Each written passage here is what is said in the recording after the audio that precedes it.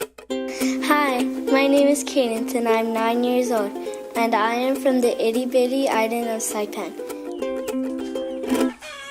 Every weekend I stay over at my grandparents' house, and they always make me do chores.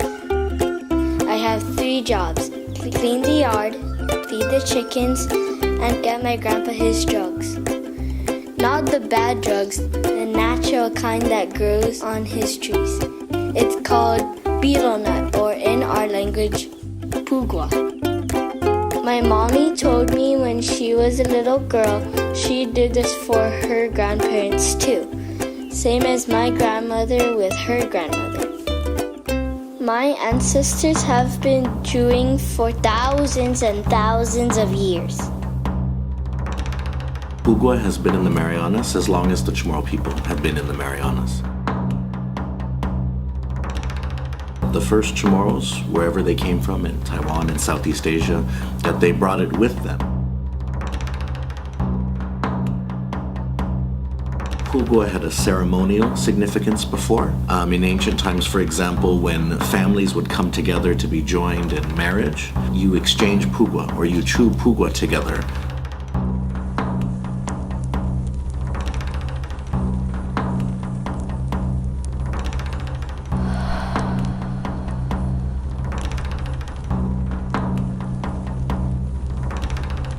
So it's clear that it had a special purpose to the Chamorro people at that time. One of the things which Chamorros would not have mixed in prior to Spanish contact, but which they love to mix in now, is of course tobacco. Before that, it would have been sort of just leaves and lime.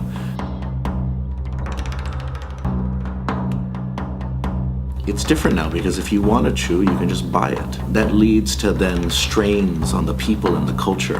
When now, if you've got the money, you can get as much as you want.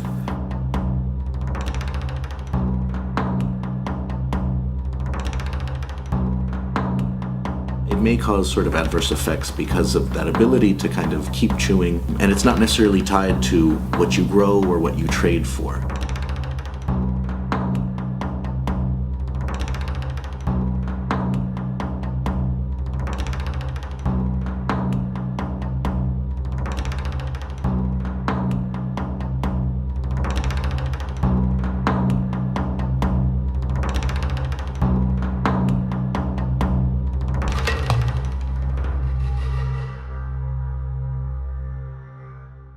My name is Perry Olole. I'm an oral cancer survivor, and I am 45 years old. Just like a pimples on the face. Kept on scratching it to try to move it, but it never moves.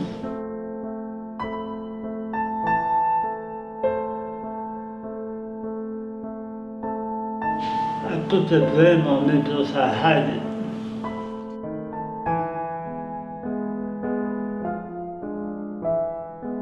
My name is Carla Sablon, and these are my children.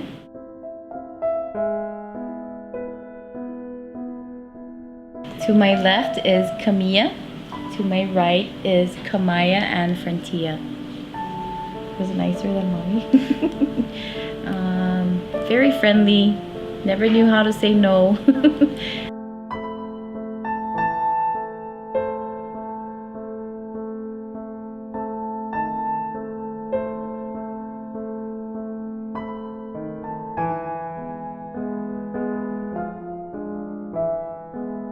My name is Mami Ikeda.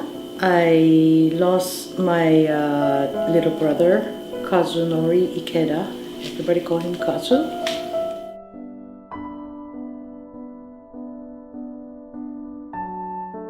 He spoke fluent Chamorro, and he was known as the only Japanese on the island who has pugwa bag. He carries, and he just opened the door of the car and just spit on the road. Yeah.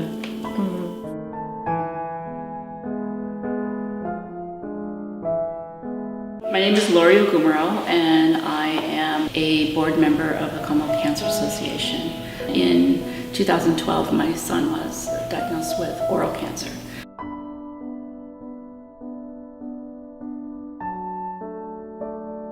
Nobody wants to hear that, Mom, I have cancer.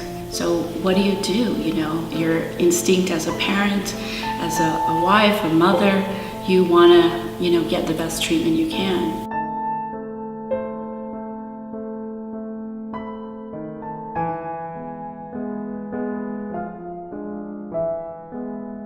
My name is Dr. Ken Pearson, and I'm a dentist, and I'm the clinic director here at the Saipan 7th Adventist Clinic. In the States, you can go your whole career without ever diagnosing a single case of oral cancer.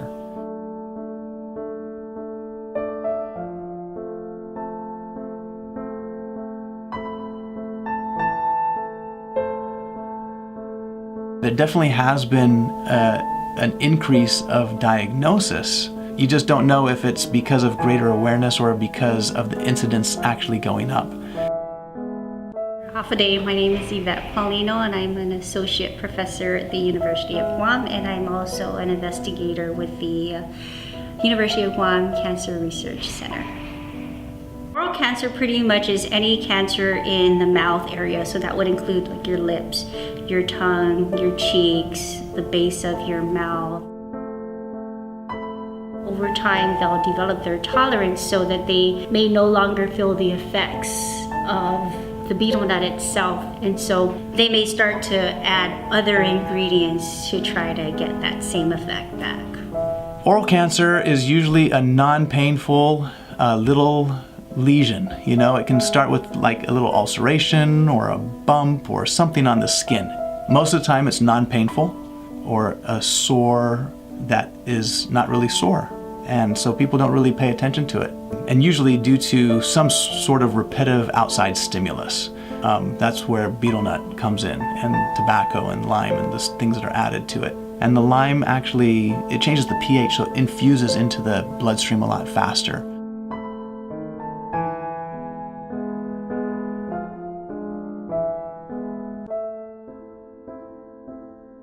I started chewing betel when I was in middle school. Since then, allowed me chewing the betel nut, tends for me to chew it too. My son started chewing when he was in junior high, probably. My husband is a Carolinian. He chews. All of his family members chew. I mean, it was a cultural thing. What I see amongst especially the locals is, you know, they're introduced to it early, and it's just kind of something that you do. The big guys, the cool guys chew, you know. I mean, so definitely culture does play a role. Why us generation this time having the sickness? Why not our ancestors, our great grandmother or great grandfathers? Why they don't have this type of sickness? What we're finding is that group that chews the nut by itself tend to be the older population, and that's kind of going down in terms of prevalence, whereas there's this new wave of young betel nut chewers that are starting to chew with all the other added components. If you're using it in combination with other ingredients that are already carcinogenic, then you're adding to the strength of the carcinogenicity. You know, you don't want to be somebody that's like taking away from somebody's culture, but the negative aspects of doing those things are so much greater than the positive. So when it comes to chewing, why keep it as part of your culture? You may chew your whole life and never get cancer, and that would be awesome. I mean, it's just that's not what the statistics show. Men don't cry a lot, but seriously, me, when I think about this fitness, it tears in my eyes. It's not a good thing for me because I want to support my family. I want to support my grandkids, but I couldn't. I cannot.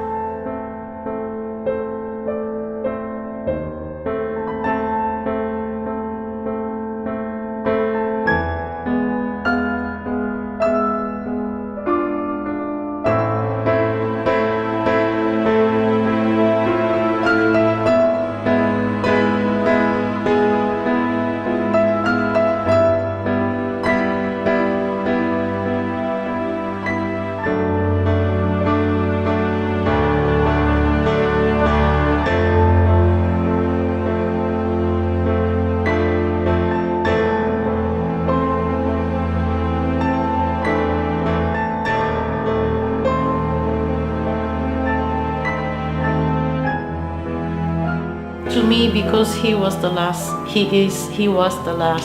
family left for me, I gave everything to save him.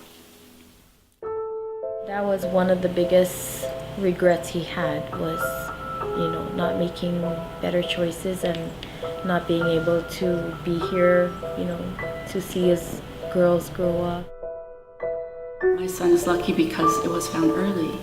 Maybe because I worked in a hospital for 20 years as a medical social worker. I'm not afraid to ask questions.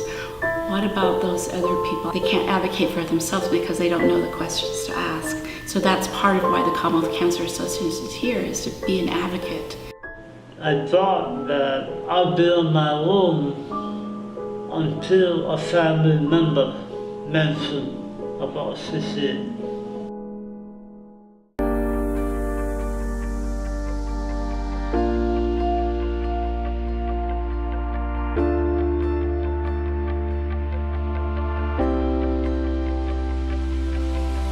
I'm Juan Elba Bauta, and I am the Executive Director for the Commonwealth Cancer Association. CCA advocates for cancer-free cinema.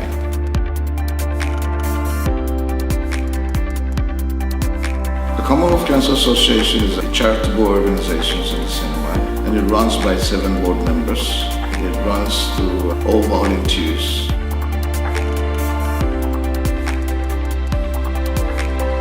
Through prevention and awareness about cancer screening and early detections. And we also provide support and hope for cancer survivors, as well as families and caregivers in the cinema. Do it for your daughters, your mothers, your wives, your sisters, your brothers. Do it for us. This doesn't need to be our future.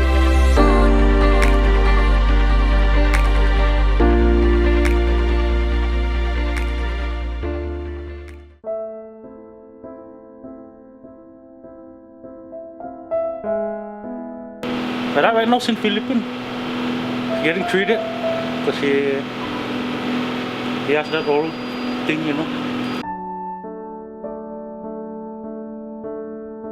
Ready to go, my dad's problem. So there's 3 of them now that has the oral cancer.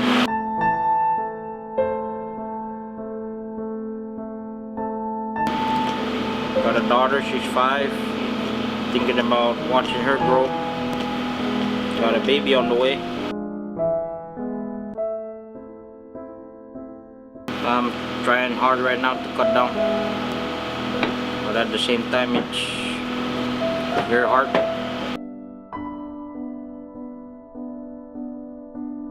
You know, you're scared also when you find out there's something wrong. But maybe I'll go. I'll probably go and yeah.